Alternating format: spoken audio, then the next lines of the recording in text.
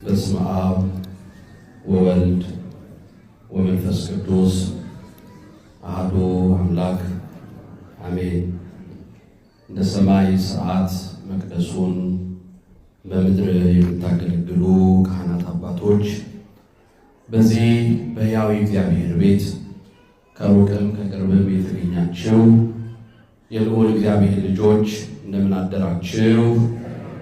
እንደምን ሰነበታችሁ? ሞት በታወጀበት ዓለም ላይ ሕይወት የሆነውን ዘላለማዊ ቃሉን እንድንሰማ ምንም ለቤቱ የማንገባ መናኞች ብንሆንም ይቅርታውንና ቸርነቱን አብዝቶ ከትናንት ዛሬ ከቅድም አሁን ጠብቆ በቅድስናው ስፍራ የሰበሰበን የአባቶቻችን አምላክ እግዚአብሔር ስሙ የተመሰገነ ይሁን። አምላክን ያየንባት መስታወታችን፣ ከፈጣሪ ጋር የምንነጋገርባት ቋንቋችን፣ ወላዲተ አምላክም አምላክ ስሟ የተመሰገነ ይሁን። ሰው የለኝም። እግዚአብሔር ቢረዳን ቅዱስ መንፈሱ ቢያግዘን በሚኖረን ሰዓት የምንማማርበት ኃይለ ቃል ይሆናል። ሰው የለኝም በዮሐንስ ወንጌል ምዕራፍ 5 ቁጥር 4 ላይ የምናገኘው ቃል ነው። ይህ ወቅት ይህ ወራት በቤተ ክርስቲያናችን ጌታችን መድኃኒታችን ኢየሱስ ክርስቶስ የጾመውን ጾም ቤተ ክርስቲያናችን አብነት አድርጋ የምትጾምበት ወራት ነው።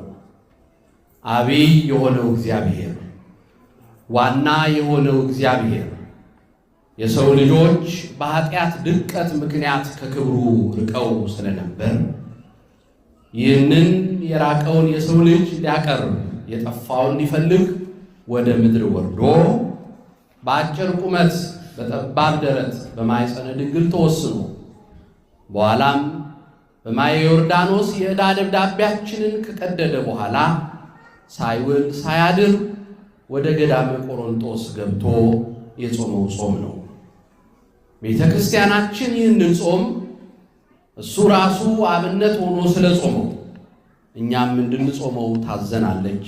እየጾም ነው ብለው ስንዱ የሆነችው ቤተ ክርስቲያናችን ይህንን የአብይ ጾም ሳምንታት ለእያንዳንዱ ሳምንታት ቀናትን ስያሜን ሰጥታ ከመጽሐፍ ቅዱስ የተውጣጡ ምንባባት እንዲሁም ደግሞ የቤተ ክርስቲያን ሊቅ ቅዱስ ያሬድ ለእያንዳንዱ ሰንበታት ስያሜን ሰጥቶ አልፏል። የዛሬውን ሳምንት ማን በማለት ነው የምናስበው? መጻጉዕ። ኢየሱስ ክርስቶስ በመዋዕለ ሥጋዌው የፈወሳቸውና ያዳናቸው ታምር ያደረገባቸው ሕሙማን የሚታሰቡ ቢሆንም በይበልጥ 38 ዓመት ከአልጋው ጋር እንደ ትኋን ተጣብቆ የተኛው ከሰው ተፈጥሮ ሰው የራቀው ብቸኝነት ውስጥ በ38 ዓመት ውስጥ የፈውስ ቦታ ተቀምጦ ማንም ያልተመለከተውን ያላየውን ኢየሱስ ክርስቶስ እንደፈወሰው የምናስብበትና የምንሰብክበት ሰዓት ነው። እግዚአብሔር ልጆች አሁን የምንናገረው የሕያው እግዚአብሔርን ቃል ነው። በዚህ ሰዓት ሁላችንም ልቦናችን ከቃሉ ጋር ይሁን። አንዳንዶች እንደሚናገሩት፣ አንዳንዶች እንደሚያስቡት የእግዚአብሔር ቃል በአፈጮሌነት የሚነገርና የሚሰበክ አይደለም። የእግዚአብሔር ቃል እሳት ነው። እያንዳንዳችን ቃሉንም ስንናገር ለራሳችን ስሜትና ለራሳችን በማመቻመች አይደለም። እየኖርን ባንሰብክላችሁ እንኳን እውነተኛውን የእግዚአብሔርን ድምፅ እዚያ ወደ መሬት ላይ እንናገራለንና ልቦናችሁን ከቃሉ ጋር አድርጉ። ለእኔም አንደበቴን እንዲያከናውን ለእናንተም የምትሰሙትን እዝነ ልቦና እንዲከፍት የአምላካችን የእግዚአብሔር ፈቃድ ይሆን። ሰው የለኝም። በወንጌል ውስጥ የተጠቀሰው ታሪክ በዮሐንስ ወንጌል ምዕራፍ 5 ከቁጥር 1 ጀምሮ ጌታችን በዮሐንስ ወንጌል ካደረጋቸው 7 ተአምራቶች አንደኛው ተአምር ነው። በቤተ ሳይዳ ነው የሚለው ወንጌላዊው ቅዱስ ዮሐንስ ሲጀምርልን። የመጠመቂያ ስፍራ ቤተ ሳይዳ የምህረት ቤት፣ የምህረት ቦታ ማለት ነው። በዚህ የመጠመቂያ ቦታ 5 መመላለሻ በሮች አሉ። በዚህ በሮቹ ጋር ብዙ በሽተኞች ይተኙ ነበር። መልአኩ እየመጣ የመጠመቂያውን ስፍራ በክንፉ ያናውጠው ነበር። በዚህ ጊዜ በማንኛውም በሽታና ደዌ የተያዙ ሰዎች ወደ መጠመቂያው ስፍራ ቀድመው ከገቡ ከነበረባቸው ደዌና በሽታ ይፈወሱ ነበር። በዚህ ውስጥ 2 አይነት የማዳን መንገድ እናያለን። አምላካዊ ድኅንና ምክንያታዊ ድኅን ወይም አምላካዊ ማዳንና ምክንያታዊ ማዳን። ወደ ወንጌሉ መጨረሻ ስንመጣ እናየዋለን። አልጋህን ተሸክመ ሂድ ማለቱ በቃል መናገሩ አምላካዊ ማዳን ነው። ምክንያታዊ ማዳን ደግሞ መልአኩ ይመጣል፣ የመጠመቂያ ስፍራውን በክንፉ ያናውጣል። በማንኛውም በሽታ የተያዘ ሰው ወደ ውሃው ሲገባ ይድናል። ይሄ በጸበል ምክንያት የሚሆን ማዳን ማለት ነው። በዚህ ውስጥ 38 ዓመት የተኛ አንድ ሰው አለ ይለናል። ጌታ ብዙ ዘመን እንደተኛ አውቆ ነው የሚለው። ወደሱ መጣ። ሲጠይቀውም ወደ መጠመቂያው ስፍራ የሚወስደኝ ሰው የለኝም ነው ያለው። ምን ያህል በቀቢጸ ተስፋ ውስጥ እንደነበረ የሚያሳይ ንግግር ነው። ብዙ ተባዙ ምድርንም ሙሏት ያለ እግዚአብሔር ምድር በሰዎች ተሞልታ ሰዎች ሰው የለንም ብለው ሲናገሩ እንደመስማት የሚያምን ነገር የለም። በሰዎች ተከበው ሰውን እንደ አውሬ የሚሸሹ ብዙ ሰዎች አሉ። ይሄ ሰው 38 ዓመት በአንድ የመጠመቂያ ስፍራ ላይ ተኝቷል። በየቀኑ በሚደረገው የማዳን ስርዓት ውስጥ በሽተኞች ተፈውሰው ሲሄዱ ያያል። ሰው ያላቸው ሰዎች አካላቸው የሰለለ አይናቸው ማየት የማይችሉ ግን ረዳት ያላቸው መልአኩ እንደመጣ መጀመሪያ የያዟቸውን በሽተኞች ይዘው ወደ መጠመቂያው ይወስዳሉ፣ ከበሽታቸውም ይፈወሳሉ። ይሄ ሰው ለ38 ዓመታት በየቀኑ ይሄንን ነገር ያያል። ይገርማል። 38 ሰከንድ ብትታመሙ አስቡት። ኃይለኛ ራስ ምታት ከፍ አድርጉና 38 ደቂቃ ከፍ እያረጋችሁ 38 ዓመት አንድን አልጋ ይዛችሁ አስቡት ራሳችሁ። ምን ያህል በተስፋ መቁረጥ ውስጥ እንደነበረ ይህ ሰው ያሳየናል። ከሰው ያልተፈጠረ ሆኖም አይደለም። ቤተሰብ ሳይኖረው ወላጆች ሳይኖሩትም ቀርቶ አይደለም። ወላጆቹም ትተውታል። ወላጆቻችን እንኳን የሚሰለቹን ጊዜ አለ። ፍቅሩ የማይዳፈን እግዚአብሔር ብቻ ነው። በዚህ በትንቢተ ኢሳይያስ ምዕራፍ 49 ቁጥር 14 ላይ ሴት ከማህፀኗ ለወጣው ልጅ እንደማትራራ ትረሳ ይሆናል፣ እኔ ግን አልረሳችሁም ይላል። እናትም የምትረሳበት ጊዜ አለ። በአስገዳጅ ሁኔታ ውስጥ እናት ልጇን ትረሳለች። ብላ ምጣ የወለደች እናት ችግሯ ሲከፋባት ልጇን እንደማታውቀው ጠቅልላ ጥላት ሄዳለች። እናት እንኳን ትረሳ ይሆናል፣ እኔ ግን አልረሳችሁም ይላል። የማይረሳን እግዚአብሔር፣ ፍቅሩ የማይዳፈን እግዚአብሔር፣ እየበደልነው ልጄ መጣ የሚለን እግዚአብሔር ለዚህም ሰው መጣለት። ብዙ ዘመን እንደተኛ አውቆ ነው የሚለው። ብዙ ሰዎች እኮ አይተውታል በመጠመቂያው ቦታ። አንዳንድ ጊዜ በመንገድ ወድቀው የምናያቸው ህሙማን ከሰው ያልተፈጠሩ ሆነው አይደለም፣ ችግራቸው ከሰው ፍቅር አቅም በላይ ሆኖ እንጂ ፍቅር የማይፈታው ነገር የለም። በዓለም ላይ ሰዎች ሊግባቡበት የሚችለው ብቸኛው ቋንቋ ፍቅር ብቻ ነው። ፍቅር እንስጥ፣ ፍቅር እንቀበል።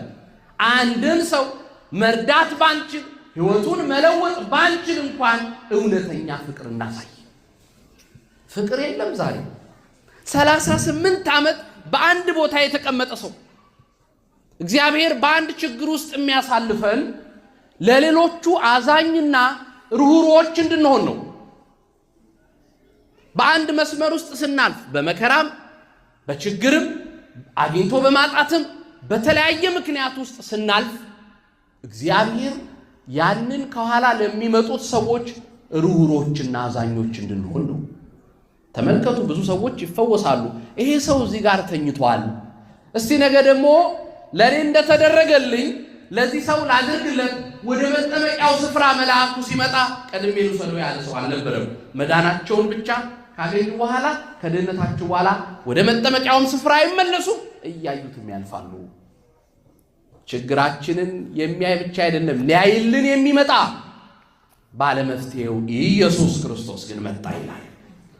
ብዙ ዘመን እንደተኛም አውቆ ልትድን ትወዳለህን ብሎ ጠየቀው። የዚህ ሰው መልስ ይገርማል።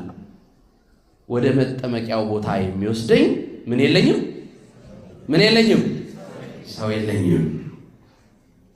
ይሄ ቃል የብዙዎቻችን ቃል ነው።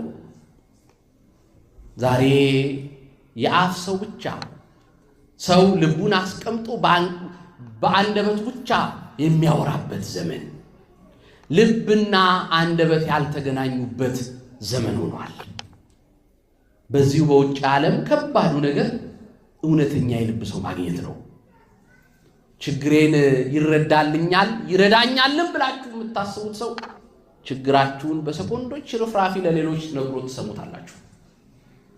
ተቸግራችሁ ተጨንቃችሁ ለሰዎች በራችሁን ባንኳኳችሁ ጊዜ ሰዎች የእናንተን ችግር ብቻ ሳይሆን ከእናንተ በኋላ ስለሚያወሩት ክፉ ሐሜት ያስባሉ። ይህ ሰው የለኝም አለ። ከሰው እንዳልተፈጠረ ከሰው እንዳልነበረው በሽታ ምን ያህል ተስፋ አስቆራጭ እንዳደረገው የምታዩት ነው። የእግዚአብሔር ልጆች አባቶች ሲናገሩ ህመምተኛና ሕፃን ልጅ ፍቅር ይፈልጋል ይላሉ። እንክብካቤን የሚፈልግ ፍቅርን የሚፈልግ ቢኖር ህመምተኛ ሰውና ሕፃን ልጅ ነው። በሽታ ይፈታተናል። አንድ ሰው በህመም ውስጥ ሲያልፍ ብዙ ነገርን ያጣል። በህመም ወዳጅ ይርቃል፣ በህመም ኢኮኖሚ ይናጋል፣ በህመም ተስፋ መቁረጥ ይመጣል። ትናንት የሚረዳ ሰው ተመጽዋች ሲሆን፣ ትናንት ለራሱ ሮጦ የሚያደርግ ሰው አልጋ ይዞ ሲማቅቅ ሲያይ አእምሮ ይጎዳል፣ ልብም ይሰበራል። ይሄ ሰው በዚህ ማንነት ውስጥ ነበር የወደቀው። ሰውም የለኝም ያለው ለዚህ ነው። የበሽታን ኃያልነት ከባድ በኢዮብ ታሪክ እናያለን። ኢዮብ ሁሉ የነበረው ሁሉ ያለው እግዚአብሔርን የሚፈራ ደግ ጻድቅ ሰው ነው የሚለው ኢዮብ በአንድ ልጅ ስንት ሰው ነው የቀበረው? ልጆቹ ስንት ናቸው የቀበረው? ኢዮብ ስንት ልጅ ነው የቀበረው? 10 ልጆች። ለየትኛው ተለቅሶ ለየትኛው ዝም ይባላል? ለየትኛው ደረት ተመቶ ለየትኛው ዝም ይባላል? ኢዮብ በአንድ ቀን ወደ ጉድጓድ የሸኛቸው 10 ልጆች ናቸው። ይሄ ብቻ አይደለም፣ ሀብቱን ለዘመናት የተነባውን ሀብት በደቂቃዎች ውስጥ አጣ። ይሁን አለ። ንብረቱን ቢያጣ እግዚአብሔርን በማትረፉ እግዚአብሔር ሰጠ፣ እግዚአብሔር ነሳ። እንደዛም ሆኖ በበሽታ ወደቀ። ሰውነቱን ማከክ እስኪያቅተው ገላው በትል ተወርሶ ትናንትና መጣ ተብሎ መንገድ የሚለቀቅለት ኢዮብ ጠረኑ ሰዎችን የማያስጠጋ ሆኖ ከመንገድ ዳር ወደቀ። የምንመካበት ነገር አንዳንዴ እንዲህ ነው። ኢዮብ ስለተመካ አይደለም እግዚአብሔር በኢዮብ ሕይወት ውስጥ ሊገልጥ የፈለገው በጎ ነገር ስላለ። ኢዮብ እንዲህ አለ። በዛ ሁሉ ነገር ውስጥ ወገኖቹ የሚያውቃቸው ከእጁ የበሉት አብረውት የነበሩት ሁሉ በራቁት ጊዜ በዚህ በመጽሐፈ ኢዮብ ምዕራፍ 19 ቁጥር 12 ላይ የሚያውቁኝ አጥብቀው ተለዩኝ ይላል። ምን የሚሉኝ? የሚያውቁን እንደማያውቁ የሚሆኑበት ጊዜ አለ። ይቀጥልና ዘመዶቼም ተቋረጡ፣ ወዳጆቼም ረሱኝ፣ ቤተሰቦቼና ሴቶች ባሪያዎቼ እንደ መጻተኛ ቆጠሩኝ፣ በዓይናቸውም እንደ ባዳ እንግዳ ሆንኩ ይላል። ቤተሰቦቹ እንደ እንግዳ እንደ መጻተኛ ቆጠሩት። ምን ስለሆነ? በሽተኛ ስለሆነ። የሚያውቁት እንደማያውቁት ሆኑ። ኢዮብን በሽታ ወዳጁ ይለካበታል። ቤተሰብም ይሰለቻል ማስታመም። አንድ ሁለት ቀን እሺ ይላል፣ ትንሽ ጊዜ ይታገሳል። ከዛ በኋላ መነጫነጩም ይመጣል። እግዚአብሔር ከበሽታ ሁላችንን የሚሰውረን፣ የታመሙትንም እግዚአብሔር ይፈውስ። አዎ እግዚአብሔር ልጆች ትልቁ ስብራት ከበሽታውና ከህመሙ በላይ በወዳጅ መሰበር ነው። እናቱ አለች አይደለም ወንጌሉ፣ ወንድሞቹ አሉ አይደለም ወንጌሉ፣ ጓደኞቹ አሉ የሚያውቁት አሉ አይደለም። እሱም ያለው ሰው የለኝም ያለው በሰው ተከቦ ሰው አለመኖር፣ ሁሉ እያለ ሰው አልባ መሆን። አንዳንድ ጊዜ በሰዎች የተከበቡ ሰዎች ራሱ ብቸኝነት የሚሰማቸው ሰዎች አሉ። ጨዋታው እነሱ ባሉበት ሁሉ የሚደምቅ ግን ከሰው ጋር ግንኙነት የሌላቸው ሰዎች አሉ። ሰው ማለት እንደ እግዚአብሔር ሐሳብ የሚኖር ሰው ማለት ክፋትን አዝሎ ምቀኝነትን ይዞ የሚዞር አይደለም። ዛሬ ይሄ ሰይጣናዊ ሰውነት ሁላችንም ጋር ተላብሶ አለ። ክፋት፣ ምቀኝነት፣ ተንኮል፣ ትዕቢት፣ አድመኝነት፣ መለያየት፣ መከፋፈል ይሄ የኛ መለያ ሆኗል። አይሁዶች ከሰቀሉት በላይ ክርስቶስን ዛሬ በክፋት እየሰቀለው ነው። በመለያየት እየሰቀለው ነው። እነሱ አንዴ ሰቅለውታል። ሁሌም እየሰቀልነው ያለነው እኛ ነን። ይሄ ሰው የለኝም ማለት ጌታም እንዲህ አለው ነው የሚለው ወንጌሉ። ኢየሱስም ይህ ሰው ተኝቶ ባየ ጊዜ እስካሁን ዘመን እንዲሁ እንደነበር አውቆ ልትድን ትወዳለህን አለው። ድውዩም ጌታ ሆይ በተናወጠ ጊዜ በመጠመቂያይቱ ውስጥ የሚያኖረኝ ሰው የለኝም፣ ነገር ግን ስመጣ ሳለው ሌላው ቀድሞኝ ይወርዳል። ኢየሱስም ተነሳና አልጋህን ተሸክመ ሂድ አለው። ወዲያውም ሰውየው ዳነ፣ አልጋውን ተሸክሞ ሄደ። ክርስቶስ ጠይቆታል። ይህም ሰው የጥርጣሬ መልስን አልመለሰም። ሲጠየቅ ብዙ ዘመን ስለተኛ ተስፋ በመቁረጥ አልመለሰለትም። የሚያድነውን መድኃኒት የቱ ጋር እንዳለም ያውቃል። ግን ወደ መጠመቂያ የሚወስደኝ ማንም የለም። ጌታ መዳን ትፈልጋለህ አለው። ስለሚያድነው ነገር ነው የሚናገረው። እሱ ደግሞ እንግዲያውስ ተነስና አልጋህን ተሸከም። ይሄ ሰው ስንት ዓመት ጊዜ ነው? ስንት ዓመት? 38 ዓመት የተሸከመችውን አልጋ በሰኮንዶች ርፍራፊ ተሸክማ ተነሳ። የሚያስቆለብሱንን ችግር የሚያስለቅሱንን ነገር እግዚአብሔር ወደኛ ሲመጣ እንደዚህ ነው ይዘናቸው የምንነሳው። አሁን አንድ ሰው ሜዲካል ውስጥ ያላችሁ ሰዎች አንድ ሰው ታሞ ዶክተሩ ድናሃል ሆስፒታል ውጣ እንኳን ቢባል በዛ አቅምና ብቃት አይነሳም። ሰው ይደግፈዋል፣ አቅሙን እስኪያገግም ድረስ ይቆያል። ይሄ ሰው 38 ዓመት ከአልጋው ጋር ተጣበቀ። ሲነሳ ግን ሰኮንዶች አልፈጁበትም። አልጋውን ተሸክመ ሂድ። የእግዚአብሔር ልጆች ስለ ችግራችሁ ለእግዚአብሔር አትንገሩት። የእግዚአብሔርን ታላቅነት ግን ለችግራችሁ ንገሩት። እግዚአብሔር ከችግራችን በላይ ነው። ከሚያስጨንቀን ነገር በላይ ነው። እግዚአብሔር የሚሰራው ሰዎች መስራት ሲያቆሙ ነው። አበቃ በተባለው ነገር ነው። ደመናን አይቶ ይዘንባል ማለት እምነት አይደለም። ፀሐይን አይቶ ይዘንባል ማለት እምነት ነው። ጊዜውን አይቶ መናገር አይደለም። ባልሆነው ነገር ላይ እግዚአብሔር ያደርጋል ብሎ ማመን ነው እምነት። ስላመነ የሚያድነውም አምላክ ኢየሱስ ክርስቶስ ወደ እሱ መጣና ተነሳ አልጋህን ተሸክመ ሂድ። አዎ ዛሬኛ የብዙ መጻጎች ነን። በዝሙት መጻጉ አልጋ ላይ የተኛ፣ በመለያየት አልጋ፣ የክፋት አልጋ ላይ ያለን ይሄንን አልጋችንን ትተን እንነሳ። ሰዎች አሁን ዛሬ ብዙዎቻችን እኛ የተኛንባቸው በሽተኞች አንሆን እንጂ እንደ በሽታ የሆኑብን ብዙ የክፋት ማንነት አሉብን። እግዚአብሔር ከነዚህ ይፈውሳል። ሰው የለኝም ነው የሚለው። አራት ነገሮችን እናነሳና ትምህርቴን እቋጫለሁ። ሰው የለኝም የሚሉትን የመጀመሪያው እግዚአብሔር ነው። ማን ነው? እግዚአብሔር። ኃጢአት ሰውንና እግዚአብሔርን የምትለያይ ናት። ኃጢአት እግዚአብሔርን እምቢ ብሎ ሰይጣንን እሺ ማለት ነው ባጭሩ። እግዚአብሔር እንደ ቃሉ የሚኖር ሲያጣ፣ በቃሉ መንገድ የሚራመድ ሲያጣ ሰው የለኝም ይላል። እግዚአብሔር መጽሐፍ ቅዱስ እንደሚነግረን ሰውን በመፍጠሩ ምን አለ? ምን አለ? መጸጸት የእግዚአብሔር ባህሪ ሆኖ አይደል? ተጸጸት ሲባል መጸጸት የሰው ባህሪ ነው።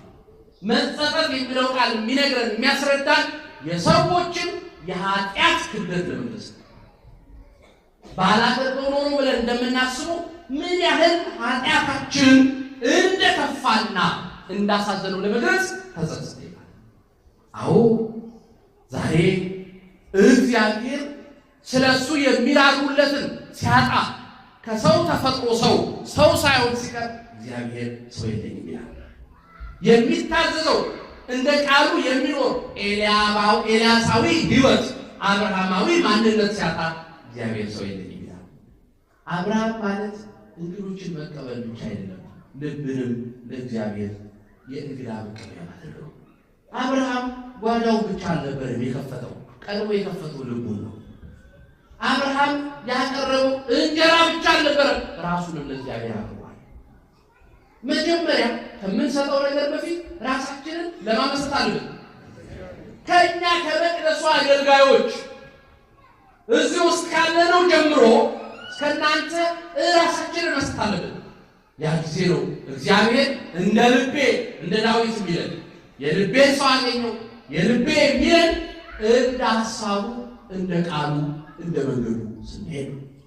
ሁላችንም በእግዚአብሔር ፊት ጽድቅ ኖሮን አይደለም እግዚአብሔር ልጅ፣ ሁላችንም ብቃት ኖሮን አይደለም። ፍቅሩ ግን ትኩስ ስለሆነ በይቅርታ ያኖረናል።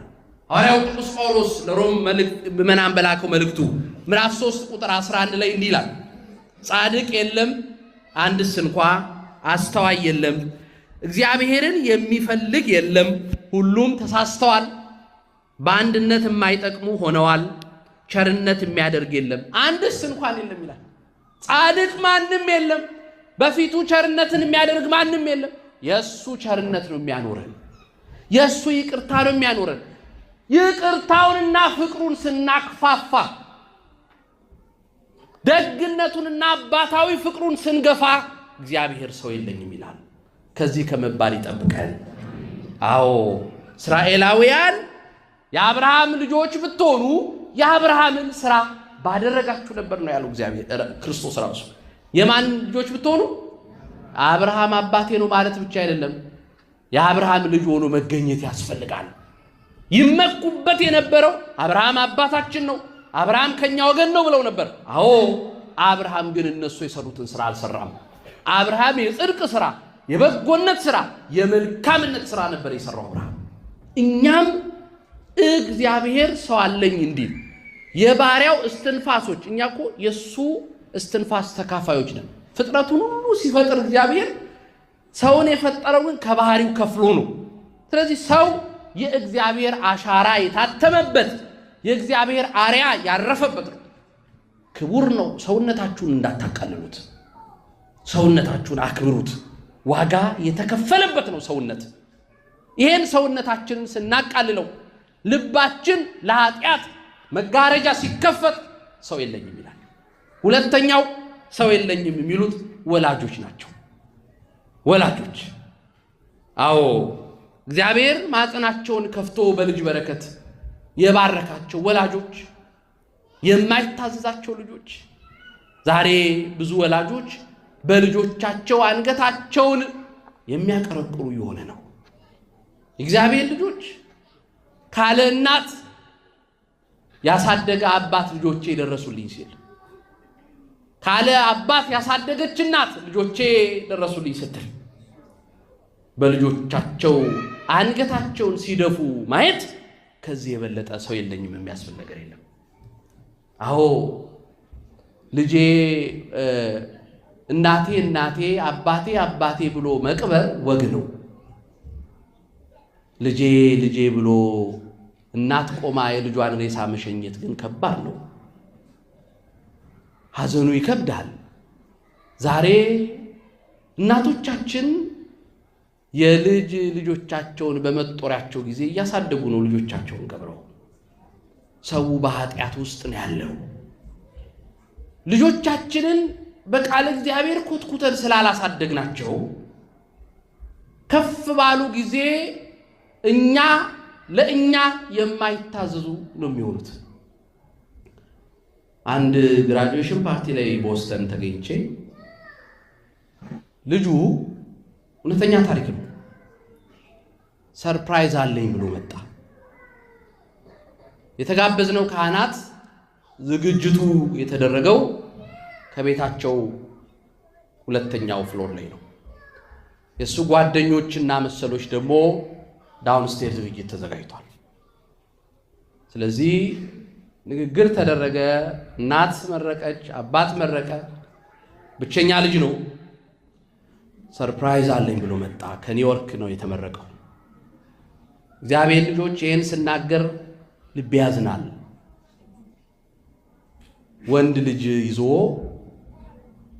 ይህ የወደፊት ባሌ ነው ብሎ በወላጆቹ ፊት ይዞ መጣ። ደስታዬን ተካፈሉ ያሉ ቤተሰቦች ዓለማችንን እዩ ያሉ ቤተሰቦች በልጃቸው አንገታቸውን ደፉ። ልዕለ ኃያሊቱ ሀገር አሜሪካ ሶሻል ሴኩሪቲን ሰጥታ ሶሻል ላይፋችንን እየወሰደች ነው። ልጆቻችንን በአግባቡ እንዳንቀጣ፣ ልጆቻችንን እንዳናይ፣ ልጅም በወላጆቹ ላይ ባለመብት እንደሆነ። አዎ ድሮ ልጆች ሲቀጡ ለመሸሽ ጎረቤት ጋር ሄደው ይደበቃሉ። ዛሬ ልጆቻችን ስልክ ለማንሳት ነው የሚወጡት። አብርሃም በእርጅናው ዘመን ያገኘው ይስሐቅ ልታረድልህ ያለ ልጅ ነው። ዛሬ ብዙ ይስሐቆችን ይፈልጋሉ ወላጆች። እንዲህ አንገት የሚያስደፉ ልጆች ሲወለዱ ወላጆች ሰው የለኝም ይላሉ። ከዚህ እፍረት ከዚህ ሐዘን ሁላችንን የሚሰውረን። አዎ የእግዚአብሔር ልጆች እንደ እመቤታችን በስለት እንደተሰጠችው በሕፃንነቷ አምጥተው ወላጆቿ ለቤተ እግዚአብሔር እንደሰጡት እንደ ሳሙኤል ለእግዚአብሔር እንደተሰጠው ልጆቻችንን ለእግዚአብሔር እንስጥ። ቃሉን ይስሙት። ልጆቻችን ወፈሩብን ብለን ጂም ለጂም ይዘን እንዞራለን። ከሱብን ብለን የሚጠቅም ነገር ሰውነታቸውን የሚገነባ ነገር እንዲበሉ እናደርጋለን። እግዚአብሔርን ባለማወቅ ሲከሱብንስ? በጥርጥር በክፋት እግዚአብሔርን ጀርባቸውን ሲሰጡስ? ልጆቻችንን ልናይ ያስፈልጋል። እኛም ልጆቻችንን የምንመራበት መንገድ የተስተካከለ አይደለም። ወደ ሥጋ ወደሙ ሳንቀርብ ልጆቻችንን ቁረቡ ማለት የዚህ ሀገር ልጅ የሚያይ ነገር ይፈልጋል። ተግባራዊ ክርስትና ይፈልጋል። እየኖርን መግለጥ፣ እየኖርን ማሳየት እንጂ እያወራን ማዘዝ አይቻልም።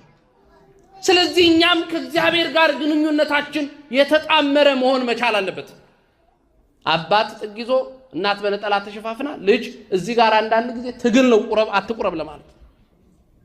የ10 ዓመት የ3 ዓመት የ4 ዓመት ሕፃን ልጅ ለ2 እና ለ3 ለመያዝ እያስቸገረ ለምን ካልን በመንፈሳዊው ብልጥግና ስለማናሳድጋቸው ልጆቻችን ተመልሰው እኛን የሚያሳዝን ህይወት ውስጥ ይገባሉ። ወላጆች ልጆቻቸው በእግዚአብሔር ሐሳብ ውጪ ሲሆኑ ወላጆች ልጆችን ሲያሳዝኗቸው ምን የለኝም ይላሉ? ሰው የለኝም። ሶስተኛው ቤተክርስቲያን ነች። ቤተክርስቲያን ሰው የለኝም ትላለች። ቤተክርስቲያን ዘወትር ወላድ ናት። በአባቶችሽ ፈንታ ልጆችሽ ተተኩልሽ የተባለች ነች ቤተክርስቲያን። ማህፀኗ የማይነጥፍ ብዙ ቅዱስ ያሬድን ያፈራች የምታፈራ፣ ብዙ ጳውሎሶችን የምታፈራ፣ ብዙ እንጦሶችን የምታፈራ ቤተክርስቲያን። የአፍ መፍቻ ቋንቋችን ያሬዳዊ ዜማን ያደረገች ቤተክርስቲያን። በልጅነታችን ሰማያዊውን ዜግነት የምትሰጠን ቤተክርስቲያን በምድር ተቀምጣ ሰማያዊውን የይለፍ ወረቀት የምትሰጥ እቺ ቤተክርስቲያን ብቻ ናት። በየትኛውም ሀገር ብትሄዱ የየትኛውም ሀገር መግቢያ ቪዛ ቢኖራችሁ አንዱ ሀገር ከከለከላችሁ አትገቡ። በዚህ በሕያው የእግዚአብሔር አምድ በዚህ በሕያው የእግዚአብሔር ቤት የምናገኘው የይለፍ መታወቂያ ወደ ሰማይ ሰገነት የሚያስገባን ነው። አባቶቻችን ሕይወታቸው ኑሯቸው እግዚአብሔር ነበር። ትዳራቸው ቤተ ክርስቲያኔ ነበር የሚሉት። ቤተ ክርስቲያን አገልግሎታቸውም መመላለሳቸውም ስራ አልነበረም፣ ሕይወታቸው እንጂ። ኑሯቸው ከእግዚአብሔር ጋር ነበር። ዛሬ ቤተ ክርስቲያን መሰረቷን የሚያነጻላት ሳይሆን መሰረቷን የሚነቀንቅላት ስለበዛ ቤተ ክርስቲያን ሰው የለኝም እያለች ነው። እንደ አክርማ ተከፍለው እንደ ሽንኩርት ተልጠው እንደ እንጨት በእሳት እየተማገዱ ችን እምነት ያቆዩልን አባቶች አጽም ዛሬ ቤተ ክርስቲያን ስለ መንጋው የማይጨነቅ እረኛ፣ በጉም እረኛውን የማያውቅ፣ በጉም እረኛውን የሚንቅ፣ እረኛውን በጎቹን የማያውቅ እየተላለፍን ስለሆነ ቤተ ክርስቲያን ሰው የለኝም ትላለች። አዎ የነ ቅዱስ ጳውሎስ ትምህርት አሁን ወደ ታናሽቷ እስያ ብትሄዱ በፍልስፍና ተተክቷል። እነ ዮሐንስ አፈወርቅ ወደ ቱርክ ስትሄዱ ያስተማሩበት ቤተ መቅደስ በአንድ ቀን ከ2000 ምዕመናን በላይ ያጠመቀበት አውደ ምሕረት ከመስጊድነት ወደ ሙዚየምነት ተለውጧል። ብዙ ቅርሶች እየጠፉ ክርስትናው ከዓለም እንዲጠፋ እየተደረገ ብዙ ነገር በምድር ላይ እየተደረገ እያየን ነው። ይሄን ስታይ ቤተ ክርስቲያን ሰው የለኝም ትላለች። በ13ኛው መቶ ክፍለ ዘመን የተነሳው የሰርሜኑሱ ታላቅ ሰማዕት ፖልኪርፓስ ይህ ታላቅ አባት በዘመኑ የተነሳ ቄሳር ያዘው። የ86 ዓመት አዛውንት ነው የሰው። ክርስቶስን መስበክ አቁም፣ ስለ ቄሳር ስበክ አለው። አላደርገውም አለ። ሰማይና ምድርን የፈጠረ ስለ እግዚአብሔር ልጅ እግዚአብሔር ስለሆነው ስለ ኢየሱስ ክርስቶስ ተሰቅሎ ሞቶ ስላዳነኝ ሕይወትንም ስለሰጠኝ ስለሱ ነው የምሰብከው። አሁንም መለሰና ይሄን ክርስቶስ የምትለውን ካድ። አንተ ክርስቶስ ያልከው 86 ዓመት ስኖር አንድም ቀን አላስቀየመኝም፣ ስለዚህ አልክደውም ማለት። በመጨረሻ እሳት በፊቱ አዘጋጀና ለመጨረሻ ጊዜ በቄሳር ማር አለው። እኔ ሰማይና ምድርን በፈጠረ በእግዚአብሔር አምኜ ስለ እውነት በእውነት እምላለሁ እንጂ በቄሳር አልምልም አለው። ያን ጊዜ እሳቱን አዘጋጀ። ወደ እሳቱ ሊጥለው በደረሰ ጊዜ የመጨረሻ ቃል ተናገረ። ሰው አንተ ምድራዊውን እሳት ውሃ የሚያጠፋውን እሳት ስታነድ በሰማይ ሳይጠፋ የሚነደውን እሳት ግን ረስተሃል። ስለ ጌታዬ ስለ ኢየሱስ ክርስቶስ ይህን መከራ በደስታ እቀበላለሁ ብሎ በ86 ዓመቱ ወደ እሳት ተጣለ። ቤተ ክርስቲያን እንደነዚህ አይነት አባቶች ነው የቆረቆሯት፣ መሰረቷን ያጸኑላት። ራሷ አይደማም። አንድ ጊዜ ደምቶ ክርስቶስ መስርቷታል። ብዙ ፈንካቾች ብዙ ወርዋሪዎች ቢኖሩም ቤተ ክርስቲያን ሁል ጊዜ ትኖራለች። ግን በቤተ ክርስቲያን ውስጥ እኛም ቤተ ክርስቲያኖች ነን፣ የእግዚአብሔር ልጆች። ይሄ ግንብና ጣሪያው አይደለም እግዚአብሔር ውሉ ከእኔና ከእናንተ ልብ ጋር ነው። የምንመጣው ክፋትን ይዘን አንዱ አንዱን ለማጥቃት አንዱ በአንዱ እንጀራ ላይ አሸዋ ለመነስነስ እግዚአብሔርን ካለማመን ከሆነ እግዚአብሔር አይፈልግም። ቤተ ክርስቲያንም ሰው የለኝም ትላለች። ብዙ ሺህ ምዕመናን አሉ በዓለም ላይ። እውነት ግን እግዚአብሔር እንደሚፈልገው እየኖርን ነው ወይ? በዚህ በሉቃስ ወንጌል ምዕራፍ 18 ቁጥር 8 ላይ የሰው ልጅ በመጣ ጊዜ በምድር ላይ እምነት ያገኝ ይሆንን ይላል። ከባድ ቃል ነው። የሰው ልጅ በመጣ ጊዜ ማንን ነው የሰው ልጅ ያለው? ክርስቶስን። በመጣ ጊዜ እምነት ያገኝ ይሆንን? ስንት ሺህ ሰባኪያን አሉ፣ ስንት ሺህ ቤተ እምነቶች አሉ። እምነትን ግን የተለየ ነው። እምነት እግዚአብሔርን አምኖ በእግዚአብሔር ታምኖ መኖር ነው። ያ ጊዜ ነው ራሳችንን ቀድሰን ቤተክርስቲያን ራሳችንን አድርገን ልባችንን በጸሎተ ዕጣን እያጠንን ክፋትን ትተን ዓለማመንን ንቀን ያ ጊዜ ነው ወደ እግዚአብሔር ቤት መምጣት የምንችለው። እንዴ ሰውን ለመጣል በልቡ ቋጥሮ በሰው ላይ ክፋት እየሰራ እንዴት ወደ እግዚአብሔር ቤት መመላለስ ይቻላል? ከሰው ተለይተን የምንሰራው ብዙ ኃጢአት አለ።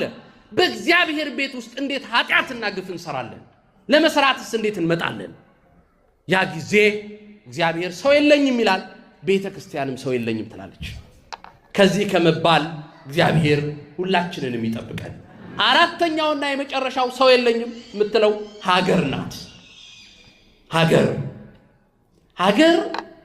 ሀገር የምትባለው ሀገሬ የሚላት ህዝብ ሲኖር ነው። ሀገር የምትባለው ሀገሬ የሚል ስለ ሀገሩ የሚያስብ የእናትና የሀገርን ፍቅር የሚፈታ ቋንቋ የለም። የእናትንና የሀገርን ፍቅር ሊፈታ የሚችል መዝገበ ቃላትም የለም። የእናትና የሀገር ፍቅር በልብ የሚታተም ነው። ሁላችንም ሀገራችንን እንወዳለን። ሰው በክፋት ሲኖር በሀገሩ ላይ እንደ መጻተኛ ሲታይ እርስ በርስ ስንበላላ ቅድም በተነበበው ላይ እርስ በርስ ስትበላሉ እርስ በርስ እንዳትጠፋፉ ተጠንቀቁ ይላል። መጽሐፍ ቅዱስን ስታነቡ በጥልቀት ኢትዮጵያ የሚለው ከ41 ጊዜ በላይ ተጽፏል። በየሀገሩ ባንዲራዋን ከፍ አድርጋ የምታውለበልበው ልዕለ ኃያሊቱ ሀገር አሜሪካ በመጽሐፍ ቅዱስ ላይ ስሟ አልተጠቀሰም። ኢትዮጵያ ሀገር እግዚአብሔር የቅዱሳን መናኸሪያ እግዚአብሔርም አይኑ ያረፈባት ሀገር። ዛሬ መጽሐፍ ቅዱስ እንደሚነግረው ኢትዮጵያዊነቱን ኢትዮጵያዊ ነብር ዥንጉርጉርነቱን አልለቀቀም። የለቀቀ ነብር ካለ አላውቅም። ኢትዮጵያዊነቱን ግን ለቋል። በወንድሙ ሬሳ ላይ የሚጨፍር የሚዘፍን ኢትዮጵያዊ፣ ወንድሙን ለመቅላት ስለት ይዞ የሚወጣ ኢትዮጵያዊ። የእግዚአብሔር ልጆች ስለ ኢትዮጵያ እናልቅስ፣ ስለ ሀገራችን እናልቅስ።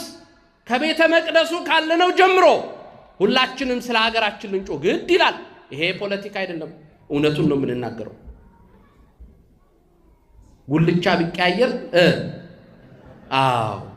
እኛ ስለ መሪዎች አይደለም የምንናገረው። መልካም መሪን መልካም ሙሴን እንዲሰጠን ወደ እግዚአብሔር ነው የምንጮኸው። በማንም ኤምባሲ በር ላይ ቆመን አይደለም የምንጮኸው። የምንጮህበት አውድማ አለን፣ የምንናገርበት አውደ ምሕረት አለን። ወደ እግዚአብሔር እንደ ራእይ እንባችንን እናፈሳለን። እንባችንን ልናፈስ ያስፈልጋል። ኢትዮጵያ ሰው የለኝም እያለች ነው። የቀደሙ አባቶቻችን ቀና ብለው ቢያዩን፣ በባዶ እግራቸው ጫማ አድርጎ የመጣውን የመለሱ አባቶቻችን፣ ጦር ይዘው መሳሪያ ታጥቆ የመጣውን ታቦቱን ይዘው ድል ያደረጉ አባቶቻችን ዛሬ ቢያዩን፣ እነሱ ደማቸው የፈሰሰበት አጽማቸው መሬት የገባበት መሬት ላይ ቆመን በመለያየት ኢትዮጵያ ሰው የለኝም እያለች ነው። ያ ጊዜ ነው ወደ እግዚአብሔር ልንጮ ያስፈልጋል። በትውልድ ብቻ አይደለም፣ ለዘላለም የሚኖር ስራ ለመስራት ሰው ሆኖ መገኘት ያስፈልጋል። የእግዚአብሔር ልጆች ቅዱስ ዳዊት በእርጅና ዘመኑ በመጨረሻው ጊዜ በአንደኛ ነገሥት ምዕራፍ 2 ቁጥር 3 ላይ ልጁ ሰሎሞንን ጠራና ልጄ ሆይ በርታ ሰውም ሁን አለው። ምን አለው? ሰሎሞን ልጅ ሆኖ አልነበር እንዴ? ሰው ነበረ። ባሪያ ሥላሴ የተፈጠረ ሰው ነው።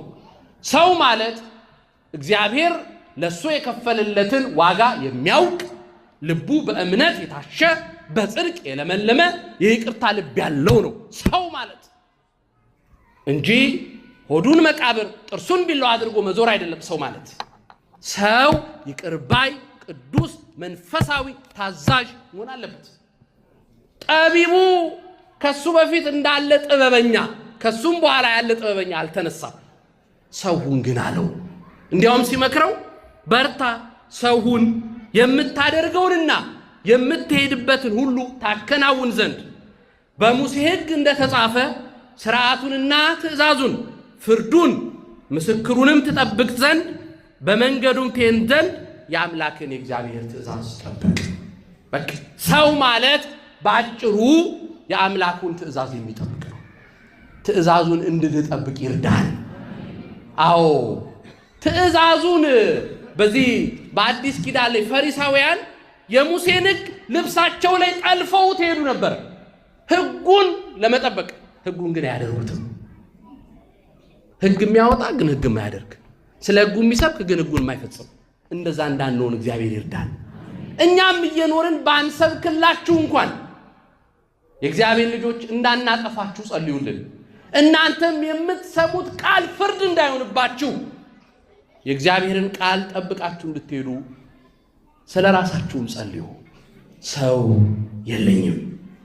እግዚአብሔር ልጆች ሰው ሆነን ለሰዎችም ሰው ሆነን ለእግዚአብሔርም እውነተኛ ሰዎች ሆነን ለመገኘት ያብቃል። ኤልያባዊ ሰውነት ሳይኖረን ሳሙኤልን የማረከው ውበት ኤልያብ ነበረው። እግዚአብሔር ግን ኤልያባዊ ውበትን አልፈለገም። የመልክ ሰው አለ፣ የልብስ ሰው አለ፣ የአፍ ሰው አለ። የልብ ሰው ያድርገን። አምነው ነበሩ ካዱ፣ ቀርበው ነበሩ ራቁ ከመባል ይሰውረን።